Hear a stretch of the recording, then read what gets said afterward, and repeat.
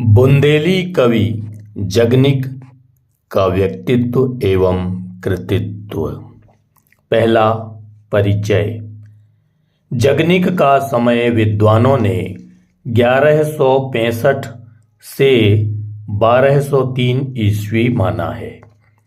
कालिंजर के राजा परमार के आश्रित जनकवि जगनिक राज दरबार में शोभा पाते थे और उनके आश्रित थे।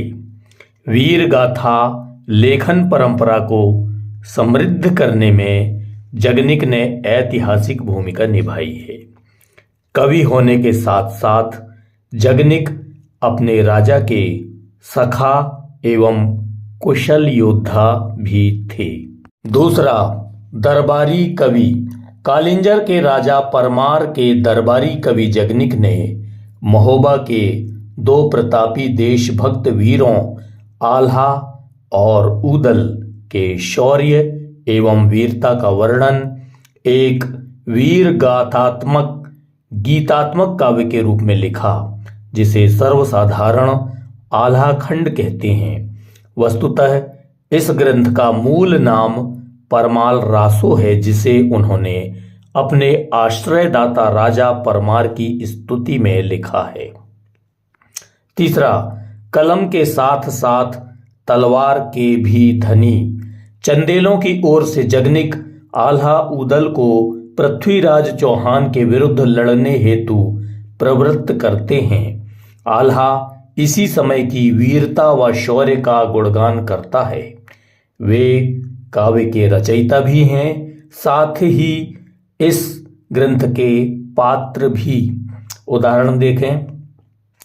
चढ़ी पालकी मल्हना रानी, जगनेरी में पहुंची जाय, गौ हरकारा जगनायक पे औ जगनिक सो कहो सुनाए।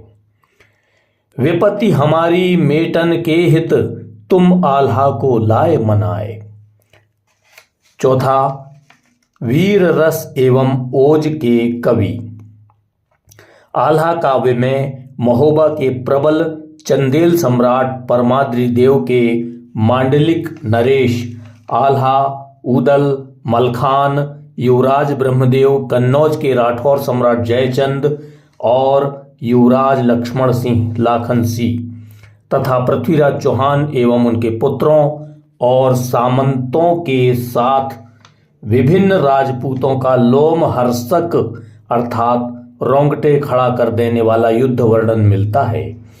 अस्त्र शस्त्र और हाथी घोड़ा, सेना बड़ी दई है साथ, कोष खजाना बहुतक दे के जगनिक को तब कियो सनाथ। चढ़ो पिथौरा दिल्ली बारो, गांसो नगर महोबो आए, बिदा मांगी के तब तिलका सो, चलिए संग कनौजी राय। जिनके बैरी सम्मुख बैठे, उनके जीवन को धिक्कार, अपने बैरी से बदला लेना सबसे अहम बात मानी गई है। पांचवा, बुंदेली के लोकप्रिय कवि। जगनिक बुंदेली के लोकप्रिय कवि थे। उन्हें समीक्षकों ने जन कवि की संज्ञा दी। भक्ति, वीरता और श्रृंगार को उन्होंने अपने काव्य में पिरोया तथा बुंदेली के लोकप्रिय कवि कहलाए। छठवां, बुंदेली एवं कन्नौजी की समृद्धि में योगदान।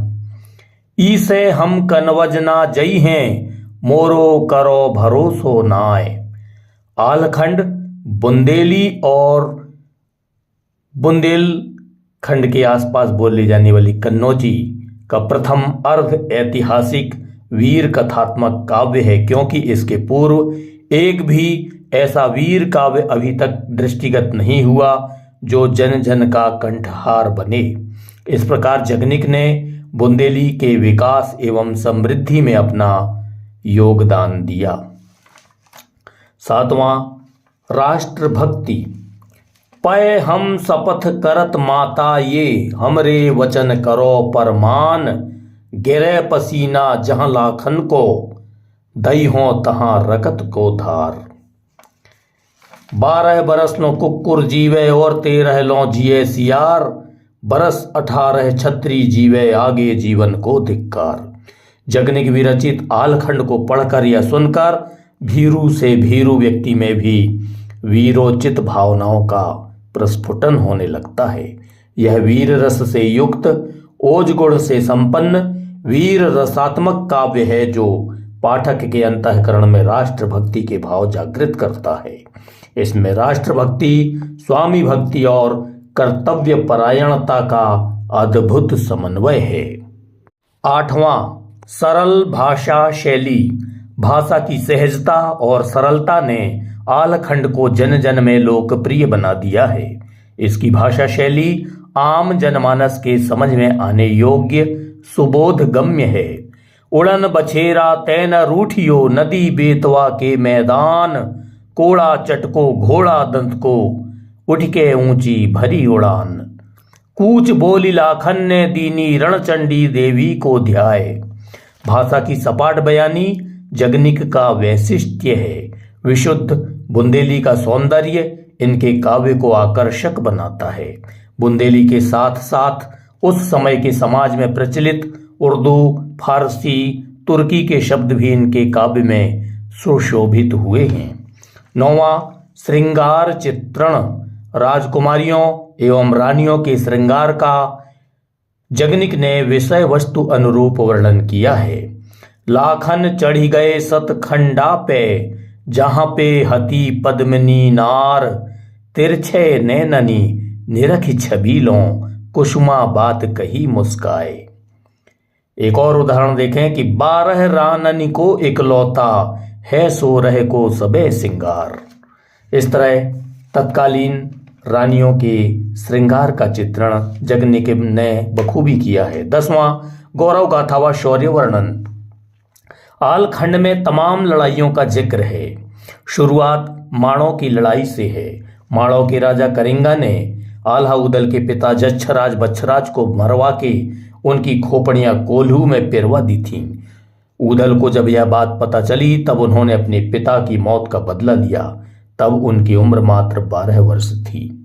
आलखंड में युद्ध में लड़ते हुए मर जाने को लगभग हर लड़ाई में महिमा मंडित किया गया है। मूर्छन मूर्छन नचे बुंदेला, उदल कहे पुकारी पुकारी, भागी न जइयो को मोहराते, यारो रखियो धर्म हमारी। खटिया परिके जो मर जइहो, बुढ़ी है सात साख को नाम, रणमा मरी के जो मरी जइहो, होई है जुगन जुगन लो नाम। बड़े लड़ैया महुबे वाले, जिनके बल को वार न पार, बोले जयचंद तव आल्हा से, हैं सब शीस तुम्हारे भार, विजय तुम्हारी महुबे होबे, ओ मैदान फरे तलवार। 11वां, समर्पण एवं भक्ति की भावना। भक्ति भाव के साथ जगनिक ने आलखंड का लेखन किया है। लाज काज सब हाथ तुम्हारे, नैया खेय लगइयो पार, फांदी बछेरा पे चढ़ी बैठे, मनिया देवी चरण नवाए। सर्वदेवतन को सुमिरन कर, जगनिक कूच दियो करवाए। जगनिक ने अपने आलखंड का प्रारंभ ही भक्ति भावना से किया है। सुमरन करके नारायण को, ओ गणपति के चरण मनाए। 12वां, स्वाभिमान की भावना। आलखंड से जुड़े तमाम किस्से उत्तर भारत के बीहड़ हिस्से, महोबा एवं बुंदेलखंड के इलाकों में हुए, जिनमें लोगों ने आला गाते हुए नरसंहार किए या अपने दुश्मनों को मौत के घाट उतार दिया। प्राण बचा के महुबे लौटे, तो का जी हैं बरस हजार, स्वामी के कारण तन दई हैं, साका कौरो करो तरे संसार। प्राण हतेरी पे धर जगनिक, बोले वीर वचन ललकार। पत राखो मलहना माता की, और रखियो धर्म हमार, और राखियो धर्म हमार। पत गए फिर पानी ढर जई है, बिन पानी जीवन धिक्कार। 13वां, नारियों की वीरता का चित्रण। नारी पात्रों द्वारा कहे गए कथन इस प्रकार हैं, जिससे सिद्ध होता है कि आलखंड में जगनिक ने नारियों की वीरता का सजीव चित्रण किया है। पांव पिछारू ना धरियो तुम, नहीं छत्रीपन जाय न साय। सन्मुख रण में जो जूझेंगे, लई के साथ सती हो जाऊं। बोली तिलका उदल से तब, बेटा सुनो हमारी बात, सौपति हो तुम कौमे लाखन, करियो युद्ध एक ही साथ। यहाँ वीर रस के साथ वात्सल्य भी झलक रहा। तुमको लाखन हम सौंपत हैं, ना ही तुम धरियो पांव पछारी। 14वां वचन का पालन करना। यह ग्रंथ वचन का पालन करना सिखाता है। बंधु विरोधी पृथ्वीराज जब लई हैं लूटी महोबा जाए, मलना माता बहिन चंद्रावली, तुम बिन पत खोवें असहाय। 15वां जन कवि के रूप में ख्याति। साहित्यिक रूप में न रहने पर भी जनता के कंठ में जगनिक के साहित्य की संगीतमय वीर दर्प पूर्ण प्रतिध्वनि अनेक बल खाती हुई अब तक चली आ रही है। इस दीर्घकाल यात्रा में उसका बहुत कुछ कलेवर बदल गया है। देश और काल के अनुसार भाषा में ही परिवर्तन नहीं हुआ है, अपितु विषय वस्तु में भी बहुत अधिक परिवर्तन होता आया है। बहुत से नए अस्त्रों जैसे बंदूक, किरिच, देशों और जातियों जैसे फिरंगी के नाम सम्मिलित होते गए हैं। यदि यह साहित्यिक प्रबंध पद्धति पर लिखा गया होता तो कहीं न कहीं राजकीय पुस्तकालयों में इसकी कोई प्रति रक्षित मिलती, पर यह गाने के लिए ही रचा गया था। इसमें पंडितों और विद्वानों के हाथ इसकी रक्षा हेतु नहीं बढ़े, जनता ही के बीच इसकी गूंज बनी रही, पर यह गूंज मात्र है, मूल शब्द नहीं। 16वां लोकप्रिय पात्र आल्हा ऊदल के शौर्य का चित्रण। आल्हा का प्रचार यूं तो सारे उत्तर भारत में है, पर बैसवाड़ा इसका केंद्र माना जाता है। वहां इसे गाने वाले बहुत अधिक मिलते हैं। बुंदेलखंड विशेषतः महोबा के आसपास भी इसका चलन बहुत है। आल्हा गाने वाले लोग आल्हैत कहलाते हैं। जगनिक विरचित गीतों के समुच्चय को सर्वसाधारण आल्हा खंड कहते हैं, जिससे अनुमान मिलता है कि आल्हा संबंधी ये वीर गीत जगनिक के द्वारा रचे हैं। उस काव्य के एक खंड के अंतर्गत थे जो चंदेलों की वीरता के वर्णन में लिखा गया होगा। आल्हा और ऊदल परमाल के सामंत थे और बनाफर शाखा के क्षत्रिय थे। इन गीतों का एक संग्रह आल्हा खंड के नाम से प्रकाशित हुआ है। फर्रुखाबाद के तत्कालीन कलेक्टर मिस्टर चार्ल्स इलियट ने पहले इन गीतों का संग्रह करके छपवाया था। इसकी कुछ पंक्तियां देखें।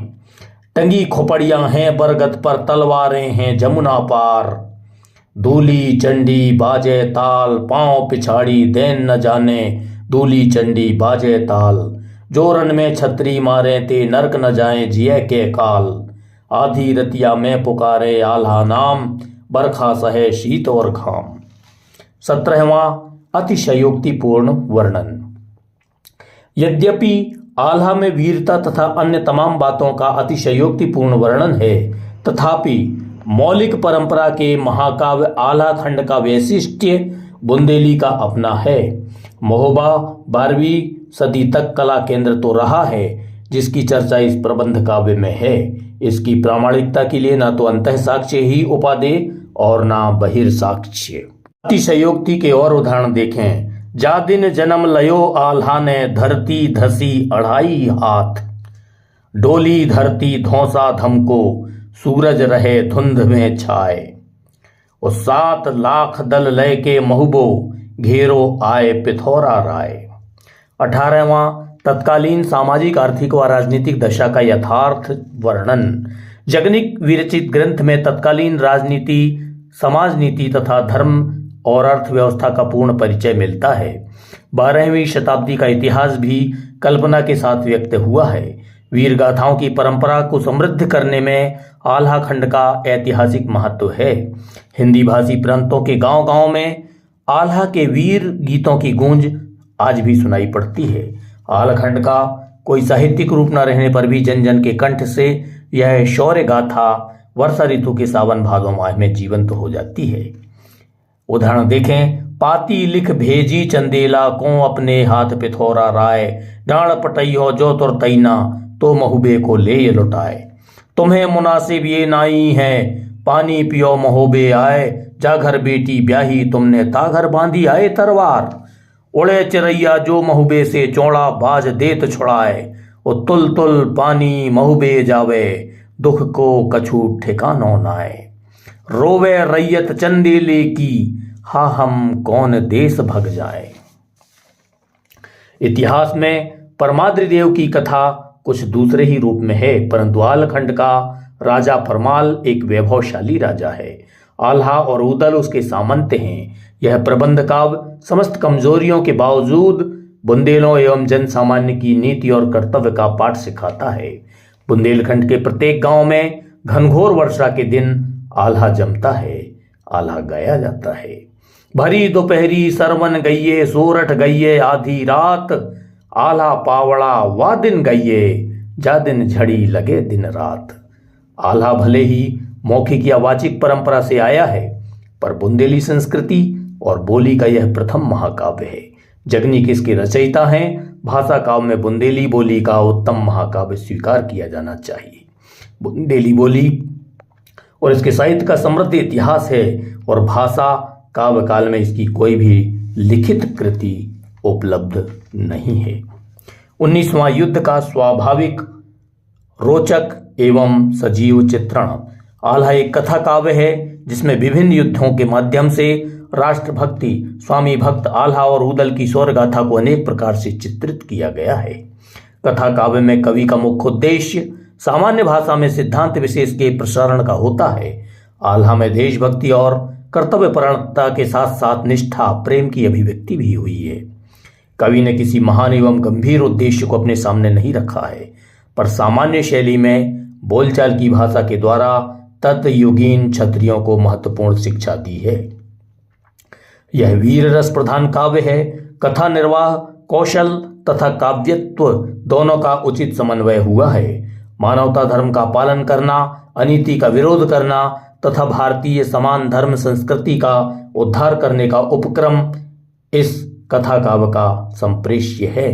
कुल मिलाकर आल्हा बुंदेली का प्रथम अर्ध ऐतिहासिक कथा काव्य है, जिसके अनेक रूप उत्तर भारत में इसलिए फैल गए हैं क्योंकि यह सामान्य जनता के, चाहे वह किसी भी क्षेत्र के क्यों ना हो, अपनी रोचकता के कारण अपील करता है। 20वां राजपूतों के युद्ध का लोमहर्षक वर्णन।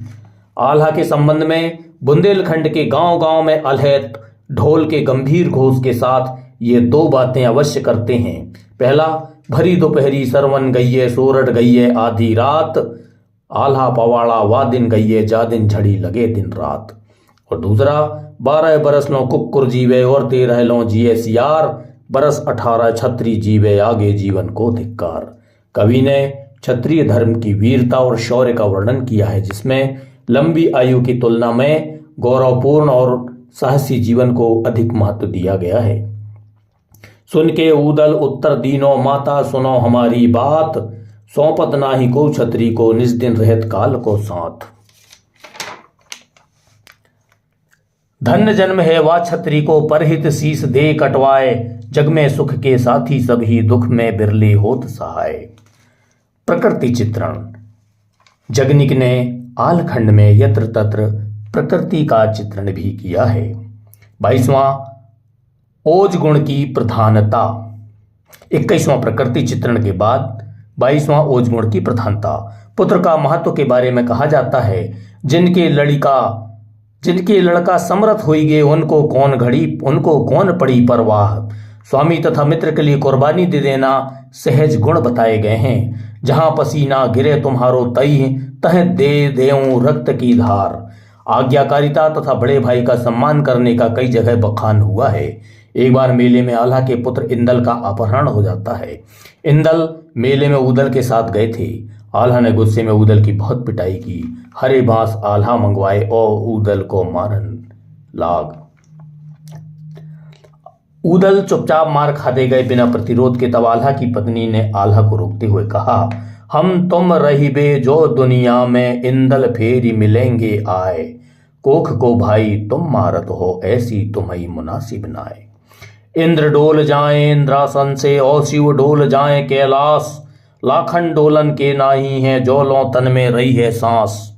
माए सपत माता तिलका की, पितु जयचंद के रक्त न हों।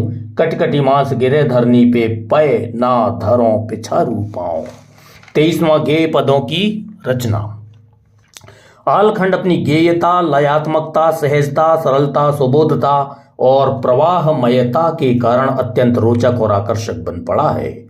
सावन भादों में जब बरसात की झड़ी लगती है तो हिंदी भाषी क्षेत्र के गांवों में आला के पद गाए और सुने जाते हैं। 24वां जनमानस के भावों का वर्णन।